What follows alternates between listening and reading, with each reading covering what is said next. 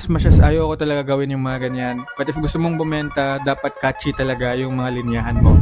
Bago mo i-press ang record button para gumawa ng affiliate video, check mo muna yung 5 checklist na to sa scriptings mo. Number 1 is, alam mo ba yung pain point ng product mo? Kung hindi mo alam kung anong problema ang nasosolve ng produkto mo, paano mo nga ba ito mabebenta? And napapansin ko, people are getting smarter already kapag narinig nila na masyado kang salesy. Number 2 is, may strong hook ka ba sa first 3 seconds ng video mo? Reality check kasi, attention na yung labanan natin ngayon. Kaya first impression matters talaga. As much as ayaw ko talaga gawin yung mga ganyan, but if gusto mong bumenta, dapat catchy talaga yung mga linyahan mo. Number 3 is, nalagay mo ba yung yellow basket mo? Meron ka bang nailagay na pwede makakapagtulong visually na makakapag-checkout sila? Number 4 naman is, may clear call to action ka ba? Let's always make sure na always natin may bibigkas yung add to cart or i-checkout nyo na para alam nila ano yung next move na gagawin nila after nila ma-aware gaano ka-useful yung product na pinopromote mo. And last but not the least is, nakikita ba yung product mo sa buong video? Mas na-intrigue kasi yung mga tao pag nakikita talaga nila yung product, gaano ka-useful, kung paano mo na-demonstrate, and paano to makakatulong sa kanila din. Mas madali kasing ma-convince if nasa sayo yung actual product. Kumbaga, don't just tell,